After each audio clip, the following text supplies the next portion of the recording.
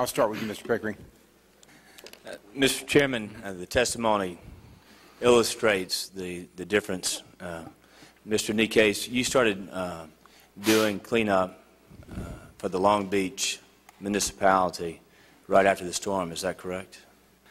Mr. Pickering, we started doing cleanup the day after the storm. My company and other local companies moved in to clear the roads for Gulfport, Long Beach, Pasquo, other cities. We were there right after the storm. You were not incapacitated. Sir? You were not incapacitated. I know I was not. I lost my house, but I was there the next day to work. And that your story is repeated across the disaster area in Mississippi, where local communities, even against the advice of the Corps of Engineers, contracted with their own companies. And from the storm, we have county after county, city after city, local company after local company that weren't incapacitated, were they? No. Mississippi, we're pretty resilient people, aren't we? We are. So this assumption of incapacitation, in your opinion, would that be a false assumption? It's a false assumption. At no time after the storm did I see the first 2 weeks Ashbridge, the Corps of Engineers, anyone.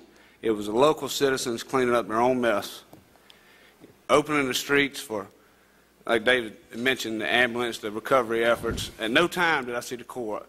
I did not experience the Corps or Ashbridge until the night in the city of Long Beach. I was signing my contract for the city of Long Beach debris removal. And that night, the Corps and Mr. Perkins were giving their presentation to the city officials on why they should use the Corps. I was disturbed during this presentation. One of the things stated that if the city of Long Beach used the Corps, they would not have to worry about matching funds. If they used a local contractor, they could be subject to matching 5 to 10%.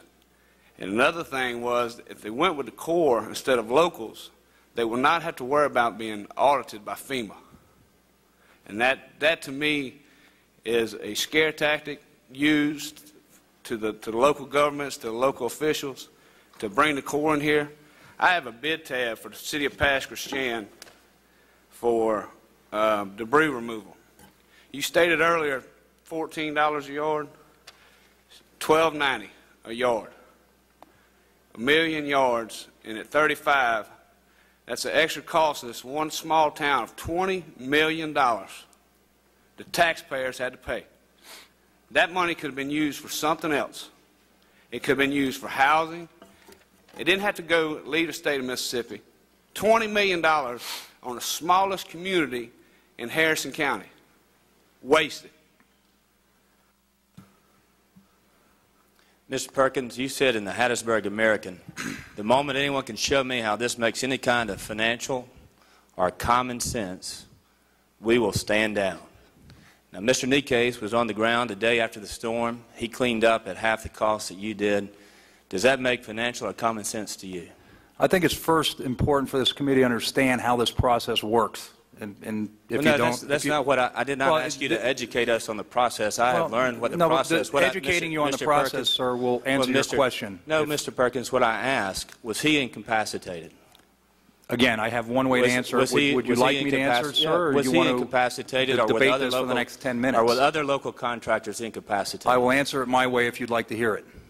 Okay, this process works by the local governments of the state of Mississippi requesting the governor of their state, once they've assessed the situation, which they did during the first 5 to 7 days after Katrina made landfall, demanding of their governor that this was beyond their ability from a local level to handle the magnitude of response and the cleanup that was needed, therefore triggering FEMA to task the Corps of Engineers and bringing in Ashford under our competitively procured contract that we had for almost 10 years.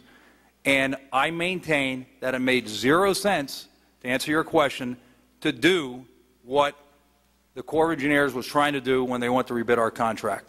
Absolutely, I still maintain that today. But that was when they rebid the contract, that was December the 20th.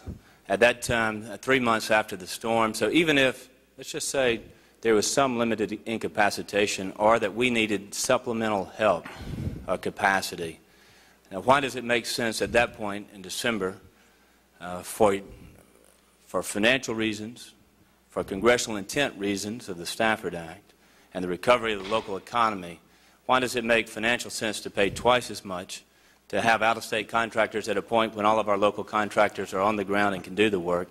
At that point, sir, why did you continue to protest and delay and game out this system? Nobody was gaming the system, sir, regardless how you'd like to characterize it. But speaking specifically to this bid abstract that Mr. Nikes has, if you examine the requirements put forth in that specific procurement, it falls short about 2/3 of the services that we're currently providing for the Corps of Engineers. So if you're going to sit here and discuss and debate numbers, and you need to compare apples to apples, not apples to freight trains. It's just not the same thing. Well, what is your comparison of Nikes disposing of 1 million cubic yards of debris at, what, 12, 14? There's 12 bidders on this one particular project.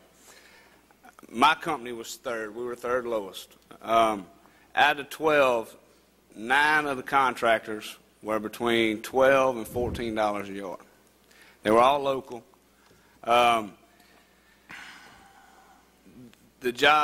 description of the job was removing the debris, maintaining the dump sites, the debris reduction, and that cost come out to $12 and something cents a yard. There's no difference doing what we're doing for $12.90, what they're getting $36 for. I mean, you compare apples to apples and apples to freight trains. Garbage is garbage. You pick it up, you put it in a dump, you get rid of it. There's no difference here. I get paid one amount, he gets paid one amount. He gets paid, to me, it looks like 125% more.